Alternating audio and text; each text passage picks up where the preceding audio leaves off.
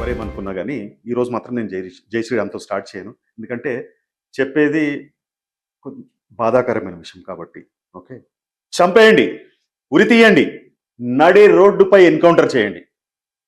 ఒక తండ్రి ఆవేదన, ఆక్రోశం, కోపం, నిస్సహాయత, ఒక ఘోరమైన సంఘటన, యావత్ మానవ జాతి తలదించుకునే ఇన్సిడెంట్. ఈ హేయమైన ఘటన ఖమ్మంలో ఈ నెల 6న జరిగింది. యాక్చువల్ వివరాల్లోకి వెళ్తే కనుక ఒక 12 సంవత్సరాల అభం శుభం ఎరుగని చిన్న అమ్మాయిని ఒక కామాంధుడు చేర్చిన ఘటన. ఆపై తాను చేసిన నికృష్టపు పని అందరికీ తెలిసిపోతుందని ఆ చిన్నారిని చంపాలనుకున్నాడు. బిల్డింగ్ పై నుంచి తోసేశాడు. కానీ తానొక్కటి తలిస్తే దైవం ఒకటి తలుస్తుందని వాడికి తెలియదు అనుకుంటా. తీవ్ర గాయాలతో పాప బ్రతికింది. తీవ్ర రక్తస్రావం, కాళ్ళు చేతులు విరిగిపోయాయి, వెన్నుముక్క విరిగింది. అచేతన స్థితిలో సైతం తనకు జరిగిన అన్యాయము తన మేనమామకు చెప్పింది. ఆ పాప ఏం చెప్పిందో ఒకసారి. లాక్కపోయింది కూడా ఆయన పైకి. నువ్వు అమ్మతో కింద ఫోన్ మాట్లాడుతుంటే నువ్వు పైకి రా అని చెప్పేసి లాక్కొని వెంట చేత్తో. ఆయన వల్ల నువ్వు పైనుండి భయపడి ఏడ్చుకుంటూ దూకినావు కదా తల్లి. నువ్వు ఏడ్చుకుంటే దూకినావా నిజంగా? నెట్టేసింది ఆయన ఏమన్నా, లేకపోతే నువ్వే పడిపోయినావా?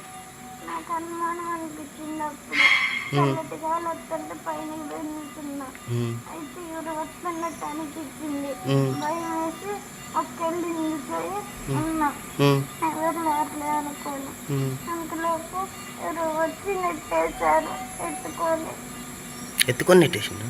ఇంతటి హేయమైన పని పేరు గౌస్ పాషా. వాడికి 50 సంవత్సరాల పైనే ఉంటాయి. మనవరాలు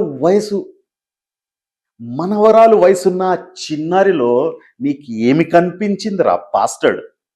ఆ పాపని చూస్తే నీకు ఏం కామవాంఛలు పుట్టుకొచ్చాయిరా? ఆ పాపని ఎలా చర్చబుద్ధి అయిందిరా నీకు? పూరం బూక్సాలే, చిన్న పిల్లరది, జాలనిపించలేదా? నీ బతుకుచడా. హాలిడేస్కి అమ్మమ్మ తాతయ్య వాళ్ళ ఇంటికి రావడమే ఆ చిన్నారి తప్ప నీలాంటి మృగాలు ముండా పక్కనే ఉంటారని తెలియదురా పాపకి. నిన్ను ఏం తిట్టాలో కూడా అర్థమైతలేదురా. తిట్లు కూడా సరిపోవురా నీకు. అందరూ ఈ గౌస్ పాషా గారిని చంపాలి, ఉరి తీయాలి, నరకాలి, ఎన్కౌంటర్ చేయాలనుకుంటున్నారు అని చెప్తున్నారు కదా, అంటున్నారు కూడా. చెప్తున్నా కదా. ఆ పాప వాళ్ళ అమ్మ అంటే ఆ పాప వాళ్ళ అమ్మమ్మ ఎంత ఏడుస్తుందో, ఆమె ఏమంటుందో చూడండి, వినండి ఒకసారి మీరు. కొద్దిగా నిన్న మొన్నటి మాట్లాడుతుంది. అమ్మమ్మ తాత, అమ్మమ్మ తాత, నాన్న, అమ్మమ్మ తాత, ఇదే అంటది సార్. అదే అంటే మా ఆయనకి బాగా ఇష్టం. ఈ పిల్ల అంటే నేను ఇంటికి కూడా. ఏమన్నారు డాక్టర్లు? అసలు ఏమన్నారమ్మా? ఏమన్నా ఆపరేషన్ చేసి సెట్ చేసి చేస్తామంటారు సార్. మీరు మాట్లాడడం జరిగిందా పాపతోటి? ఇవాళ నిన్న ఏమన్నా మాట్లాడడం జరిగిందా పాపతో? మాట్లాడుతూనే ఉన్నా సార్. మమ్మీ అట్టుంది అమ్మ అంటే అమ్మమ్మ అందుకనే ఉంది, అమ్మమ్మ ఏడు నొస్తుంది, అమ్మమ్మ అని అడుతుంది సార్. నొస్తుంది అంటున్నా. అందరు ఏమంటున్నారు? వాడిని చంపేయాలంటున్నారు, లేకపోతే వాడిని వదిలిపెట్టేసి మేమే పొడిచి చంపేస్తాం అంటున్నారు. లేదా కొంతమంది ఏం చేస్తారు, రోడ్ల పైన వాడిని ఉరి తీయాలంటున్నారు. కొంతమంది పోలీస్ అధికారులకు చెప్తున్నారు, మన సోకాల్డ్ పెద్ద పెద్ద అధికారులకి వాడిని ఎన్కౌంటర్ చేయమంటున్నారు. ఏమవుతుంది? ఇంకోటి ఉట్టుకొస్తాడు ఎక్కడనో. నన్ను అడిగితే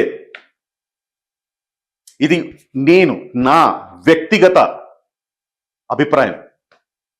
వాడిని జైల్లో పెట్టొద్దు, తిండి పెట్టి పోషించొద్దు. ఫ్రీ ఫుడ్ తిని తిని పందిలాగా పలుస్తాడు సలాడు. ఏమవుతుంది? కేసు నడుస్తుంది. కొద్ది రోజులైతే అందరు మర్చిపోతారు, ఎవరి పనుల్లో వాళ్ళు బిజీ అయిపోతారు. తర్వాత ఇంకో దగ్గర ఇంకో ఘటన, ఈ పాపకు జరిగిన అన్యాయం మర్చిపోతారు. నిజంగా చెప్పండి, మీరు నిజంగా మనసు మీద చేసుకొని చెప్పండి.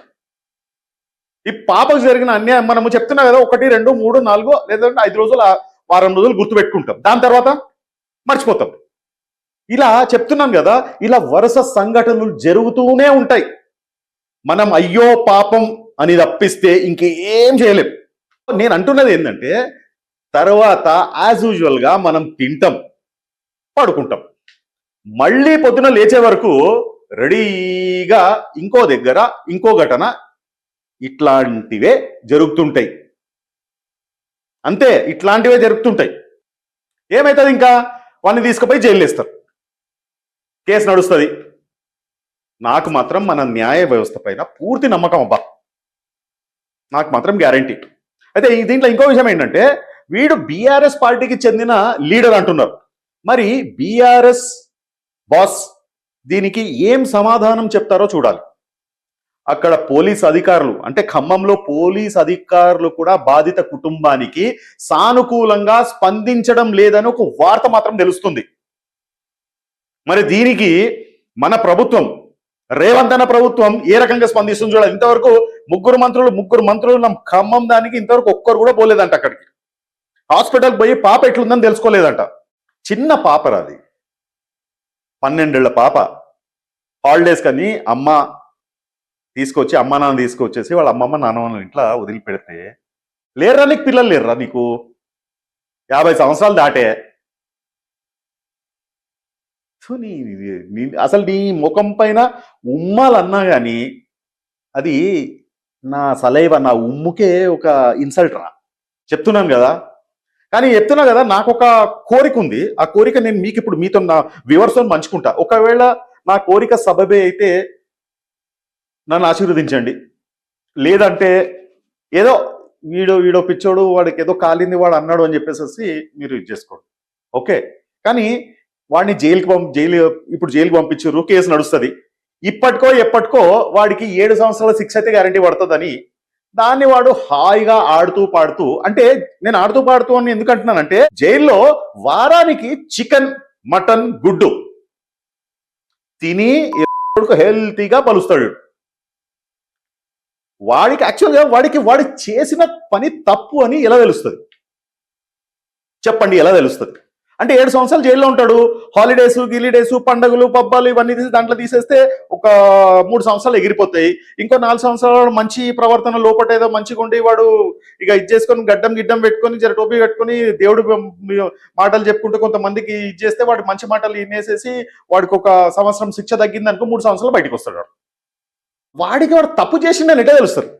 వాడికి టైంకి బ్రేక్ఫాస్ట్, టైంకి లంచ్, టైంకి చాయ్, టైంకి డిన్నర్, అన్ని ఫ్రీగా. ఇక చాయే కరెక్ట్ మాకు తాగడానికి అయితే లేదు, అన్ని ఫ్రీగా వస్తున్నాయి వీడికి, అన్ని టైం టు టైం దొరికిపోతున్నాయి. చెప్తున్నా, బయట కష్టపడే వాడికి 3 పూటలా తిండి దొరుకుతుందో లేదని చెప్పేసి గ్యారంటీ అయితే లేదు. అసలు మీరు ఇస్తారా గ్యారంటీ అది? ఎందుకంటే బయట ఎంతో మంది కష్టపడుతారు. పాపం వాళ్ళ కష్టం ఎంత చెమటోర్చి కష్టం చేసినా కానీ 3 పూటలల్లా వాళ్ళ పిల్లం బిడ్డలకి తినిపేయడానికి పాపం వీడు పస్తులు ఉంటాడు. కానీ ఈ ముండా మాత్రము అన్ని టైం టు టైం దొరుకుతాయి. తర్వాత ఈ లుచ్చగాడు జైలు నుండి బయటకు వచ్చిన తర్వాత మరో చిన్నారి మీద ఇట్లాంటి అఘాత్యం చెయ్యడు అని గ్యారంటీ ఏమైనా ఉందా? వాడు జైలు నుండి బయటికి వచ్చాక వాడిని ఎవరు గుర్తుపడతారు? ఒక్క 3, 4, 5 సంవత్సరాల తర్వాత, 4 సంవత్సరాల తర్వాత జైలు నుంచి బయటికి వచ్చి మన ముందే నిలబడితే వాడు నిజంగానే వీడా పిచ్చాడు అని చెప్పేసి మనకి డౌట్. ఎవరు గుర్తుపట్టారు? చెప్తున్నా కదా, ఇది గ్యారంటీ. ఎవ్వరు కూడా గుర్తుపట్టారు వాడిని. నేను ఒక మాట చెప్తున్నా, కానీ నన్ను అడిగితే మాత్రం వాడి 2 కాళ్ళు చేతులు నరికి, నాలిక కోసి, 2 కళ్ళు తీసేసి, నుదిటి మీద నేను రేపిస్ని అని పచ్చబొట్టు వేసి ఖమ్మం జిల్లా నడిబొడ్డున పడేయాలండి. వాడిని చంపొద్దు, చంపితే హాయిగా చేస్తాడు. ముండా కదా, హాయిగా చేస్తాడు. సారీ ఏమనుకోకండి, నాకు ఈ మాటలు లోపల నుంచి నాకు బాధ కలిగిస్తున్నాయి కాబట్టి నాకు ఇట్లా వస్తుంది. వాడిని నేను తిట్టకుండా ఉండలేను. మా వాళ్ళు, మా ఎడిటర్ దీన్ని అయితే బీప్ వేస్తారనుకోండి, ఓకే. సో వాడిని చంపొద్దు. మనము చంపితే హాయిగా చస్తాడు వాడు. వాడికి చావు మాత్రం అంత ఈజీగా మాత్రం రావద్దు, ఇవ్వద్దు. చావు ఈజీగానే ఇవ్వద్దు వాడికి. చెప్తున్నా, తిండి కూడా అడగలేని స్థితికి తీసుకోవాలని, ఆ స్థితికి తీసుకొచ్చి ఎవరైనా జాలిపడి తినడానికి ఏదైనా ఇచ్చినా రోడ్డు నాకుకుంటూ తినాలి నా కొడుకు. ఎందుకంటే చేతులు ఉండవు, నాలిక ఉండదు. నాకడానికి నాలిక కూడా లేదు వానికి, అది కూడా కట్ చేయాలి మనం. కళ్ళు ఉండదు, ఎక్కడుందో తెలియదు వాడికి. సో నాకుంటూ తినాలి చెప్తున్నా మా వాడికి ఈ శిక్ష ఇట్లా ఉండాలి. నీళ్లు కూడా నాకడ మీరు ఇట్లా తాగాలి. చావు ఎప్పుడు వస్తుందో అని ప్రతి నిమిషం ఎదురు చూడాలి. లాస్ట్కి వాడు వదిలిన మలాన్ని కూడా వాడే తిని తాగి బతికేలాగా చెయ్యాలి. చెప్తున్న వాడి పరిస్థితి ప్రతి ఛానల్స్ లో రోజు 1 గంట లైవ్ చూపెట్టాలి. వాడిని సావనివద్దు. వాడికి ఏమైనా జరిగితే వాలంటీర్గా డాక్టర్లు వచ్చి మంచి వైద్యం ఇచ్చి వాడిని కాపాడి మళ్ళీ అదే ప్లేస్ లో వదలాలి. ఈ లైవ్ మొత్తం భారతదేశం అంతా చూపించాలి. దీనికి మన తెలంగాణ వేదిక కావాలి. మరోసారి ఇంకెవ్వరు ఇలాంటి దుశ్చర్యకు పాలు పడినా వాడి గతి ఇదేనని తెలుసుకోవాలి. అప్పుడైనా ఈ బలిసి కొట్టుకుంటున్న కామాంధులకు కొంచెమైనా భయం వస్తుందేమో చూడాలి మనం. వాడు బ్రతికుండే వరకు ఈ లైవ్ని చూపిస్తూనే ఉండాలి. వాడిని చంపొద్దు, చావనివద్దు, జీవక్షమంలా వదలాలి. చెప్తున్నా కదా, నడవలేక, తినలేక, కడుక్కోలేక, బతికున్నా చూడలేక, నోరున్నా మాట్లాడలేక చెవులు మాత్రం వదిలిపెట్టాలి మనం. ఎందుకంటే వాడిని చూసిన వాళ్ళందరూ వీడిని చీకొట్టి వీడి ముఖంపై కాండ్రించి ఉమ్మేయాలి. ఈ చండాలుడి గురించి మాట్లాడే మాటలు విని విని కృషించి లాస్ట్కి యా అల్లా ముజే మౌత్ నసీబ్ కర్ అని వేడుకోవాలి. అయినా ఆ దేవుడు వాడికి చావు మాత్రం ఇవ్వద్దు. నేను పర్సనల్గా కోరుకుంటున్నాను ఏంటంటే వాడు ఇంకొక 30 సంవత్సరాలు బ్రతికుండాలని ఆ దేవుడిని వేడుకుంటున్నాను. ఎందుకంటే ఈ 30 సంవత్సరాల్లో ఇంకో 2 జనరేషన్స్ పుడతారు.